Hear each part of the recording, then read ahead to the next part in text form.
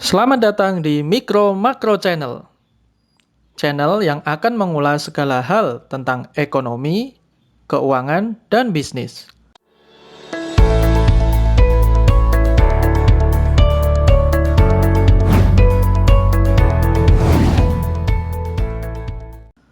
Pada video kali ini, kita akan membahas tentang Indonesia yang mau pelan-pelan melepaskan ketergantungannya dari dolar AS. Emang bisa? Ayo, bisa nggak ya?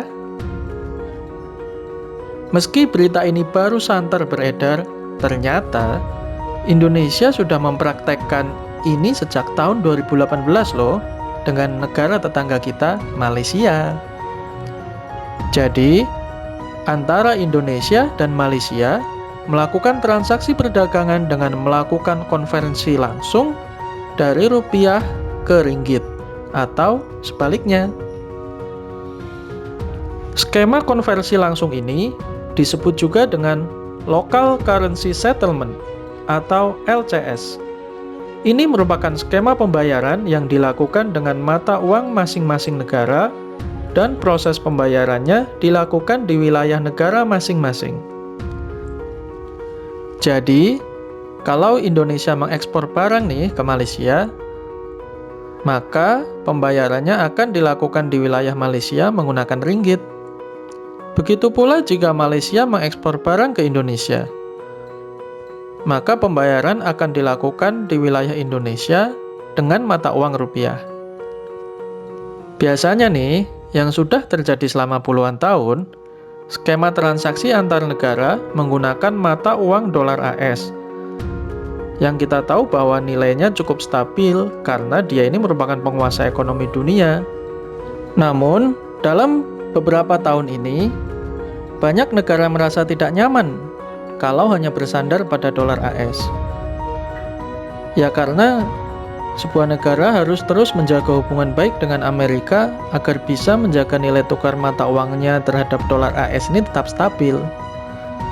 Ya, menjaga hubungan baik dengan negara seperti Amerika, ini berarti sebuah negara harus mau mendapatkan pengaruh Amerika terhadap jalan ekonomi mereka.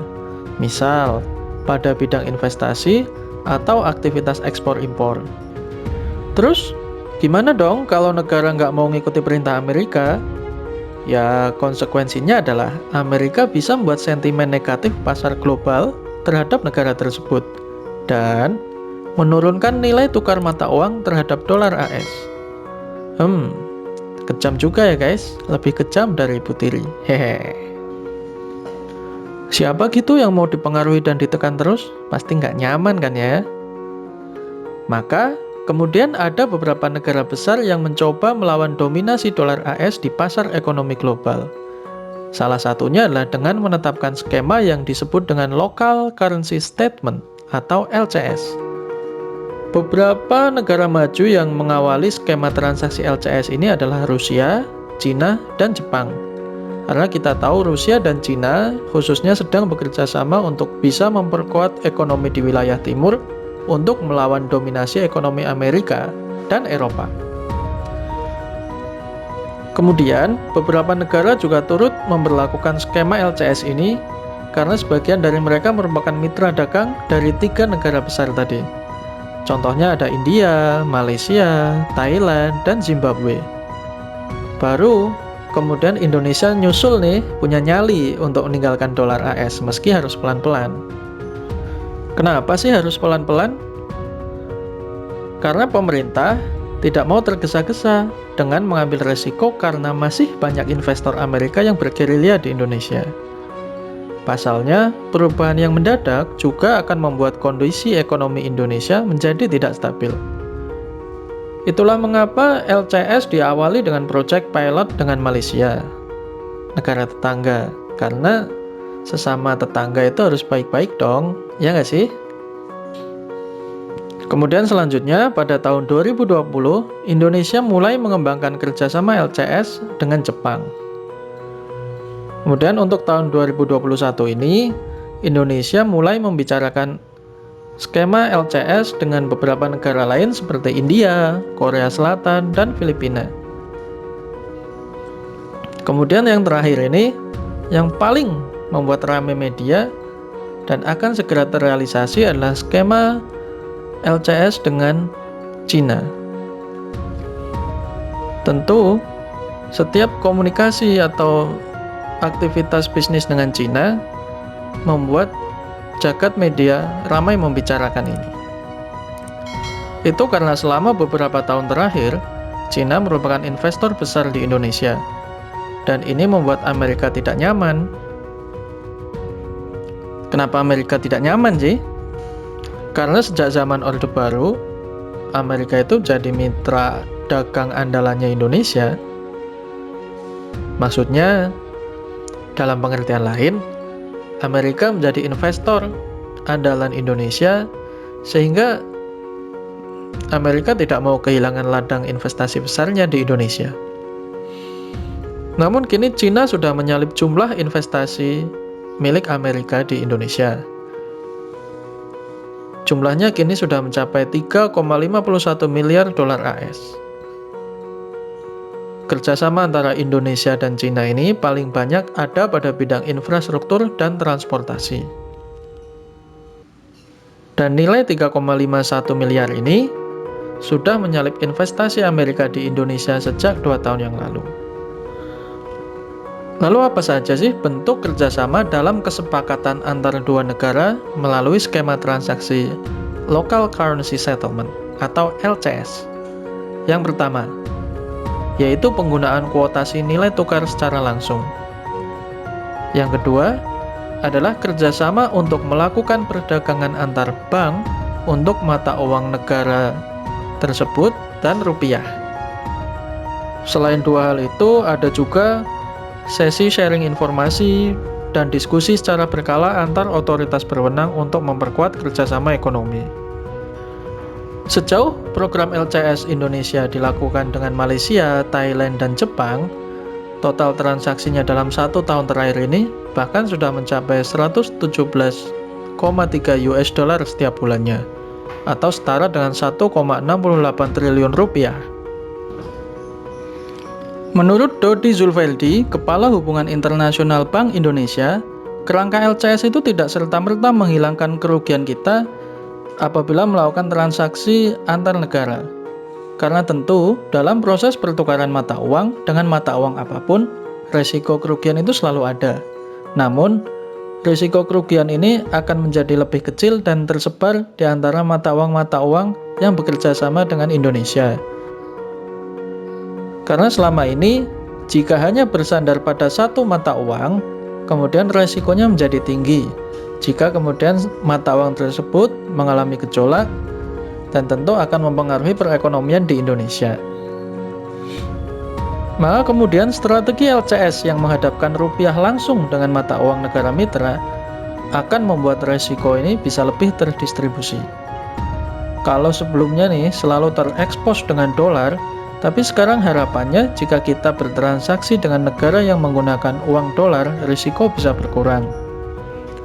Dodi juga menegaskan bahwa skema LCS merupakan upaya Bank Indonesia untuk memitigasi risiko melalui instrumen lindung nilai.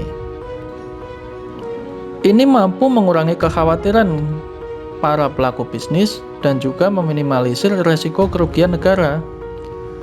Karena risikonya kemudian terbagi dalam bagian-bagian yang lebih kecil. Melepaskan ketergantungan akan dolar AS ini juga akan mampu mendorong peningkatan ekonomi Indonesia. Karena saat ini ekonomi Indonesia itu sangat rentan akan pergerakan nilai tukar. Misal, dalam beberapa tahun terakhir, ketika ekonomi tumbuh tinggi, kemudian kebutuhan impor melonjak seiring belum bisa disediakannya bahan baku di dalam negeri, maka kemudian lonjakan impor terjadi karena kalangan usaha butuh kesediaan uang dolar untuk membeli barang. Belum lagi jika pada saat yang sama ada impor minyak dari Pertamina Persero, maka kewajiban untuk menyediakan dolar ini lebih besar. Tentu dalam hukum ekonomi, jika permintaan suatu barang akan banyak, maka harganya akan meningkat. Kasus ini akan berbeda jika ada diferensiasi dengan menggunakan beberapa mata uang untuk aktivitas perdagangan luar negeri. Dengan skema LCS, Bank Indonesia akan mengurangi ketergantungan akan nilai dolar AS dan nilai tukar rupiah bisa menjadi lebih stabil. Ini merupakan langkah antisipatif untuk mengurangi pengaruh gejolak ekonomi global terhadap ekonomi Indonesia. Meskipun skema LCS ini membutuhkan sosialisasi lebih luas lagi kepada kalangan dunia usaha dalam penggunaan mata uang selain dolar AS, namun dalam sisi implementasi tentu akan memerlukan penyesuaian lapangan karena pengusaha belum terbiasa menggunakan mata uang berbeda-beda dalam aktivitas ekspor-impor. Bank Indonesia juga perlu membuat edukasi dan sosialisasi kepada pihak perbankan dan pengusaha. Sosialisasi ini mencakup skema kerjasama, proses, dan keuntungan bagi kedua belah pihak. Transaksi LCS yang langsung menghadapkan rupiah dengan mata uang negara mitra juga membuat efisiensi anggaran. Karena Indonesia tidak perlu repot menukarkan rupiah menjadi dolar, dan negara mitra perdagangan juga tidak perlu menukar kembali dolar ke mata uang asli.